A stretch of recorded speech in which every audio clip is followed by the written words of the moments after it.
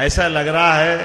परमात्मा ने ये क्षण देकर के हमारा जीवन धन्य कर दिया। मैं आपको प्रणाम करता हूँ, वंदन करता हूँ,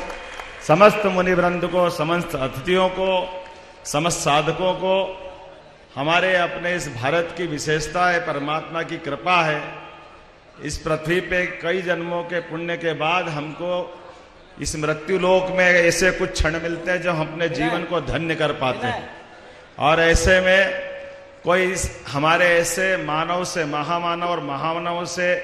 देवत्व को सीधे धारण कर ले, ऐसे देवता के दर्शन हो जाए तो वाकई जीवन धन्य हो जाता। आनंद में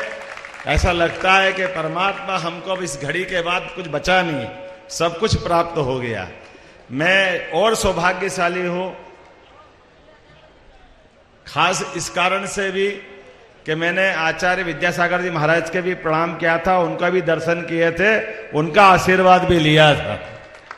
और उनको देख करके नेमावर में मैंने उनसे आशीर्वाद लिया था। और मुझे एहसास हुआ था कि आपको देख के वास्तव में उसका एहसास होता कि कोई देवता को देखने के बाद मां नर्मदा के किनारे कैसा लगता, वो जीवन का क्षण भूल नहीं सकता हूं। लेकिन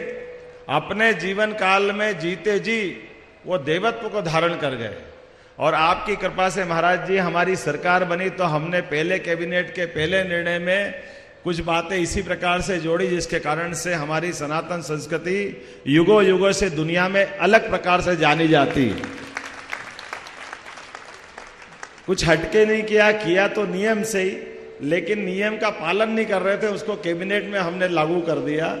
हमने कहा कि ये खुलेआम मांस की दुकानें, मछली की दुकानें हमारे मध्य प्रदेश में तो नहीं बिक सकती।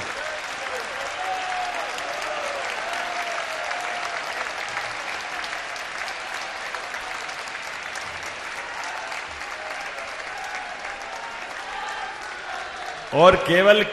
आदेश नहीं दिया, हमने कहा कि अगर का आदेश का उल्लंघन पाया जाएगा तो वो वहां नहीं रहेगा जिसके हक में ये है कि वो उसका पालन करना चाहिए। इसलिए त्वरित गति से उसको पालन भी कराया गया और ये करके किसी पे एहसान नहीं किया। हमने अपने मूल धर्म का पालन किया जिसके आधार पर संविधान की शपथ ली थी। और वैसे तो ये समय आपके उस दृश्य को निहारने का है, कई सारी बातें हो सकती है,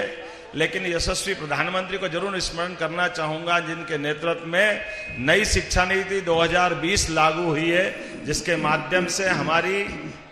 वो गौरवशाली परंपरा जिसके कारण से भारत को भारत के रूप में जाना जाए, हमारे अपने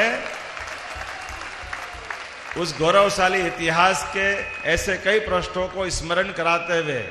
हमारी भावी पीढ़ी को उस लायक बनाया जाए जिसके कारण से वो गर्व और गौरवान्वित हो सके।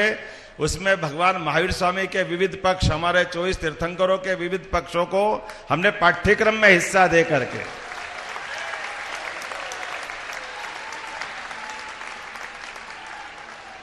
मध्य प्रदेश की शिक्षा नीति में इस बात को हमने जोड़ा है कि आखिर हम अपने मानवोचित गुणों को संसार के सामने रखना चाहते हैं तो हमारी भावी पीढ़ी को उससे जरूर परिचय कराना चाहिए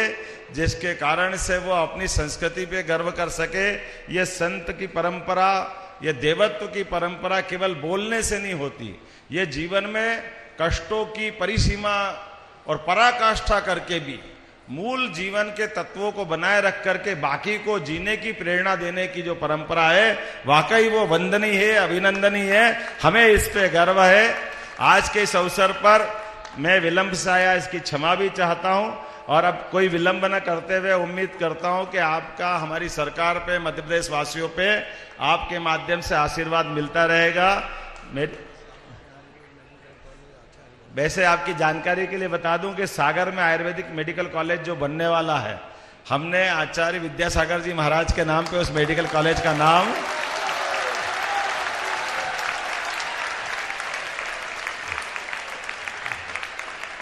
और ये केवल नाम करके हमारे केवल सुखानुभूति नहीं हुई,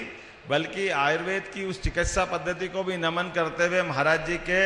उस इशारे को समझते हुए कि हमारे यहाँ इस संस्कृति में वो सब कुछ है जिसको ध्यान से देखा जाए, और ऐसे में एलोपैथी की तरफ भगने के बजाय आयुर्वेद के माध्यम से भी उस पुरानी परंपरा को नमन करने का मौका मिला, प्रणाम करने का मौका मिला। अब मैं और कोई विलंब नहीं करते हुए पुनः आपके इस पदारोहण कार्यक्रम में आपका आशीर्वाद हम पे सब पे मिलता रहे, आपके माध्यम से आपकी कृपा पूरे प्रदेश पे, पूरे देश पे बनी रहे। मेरी अपनी ओर से विनम्र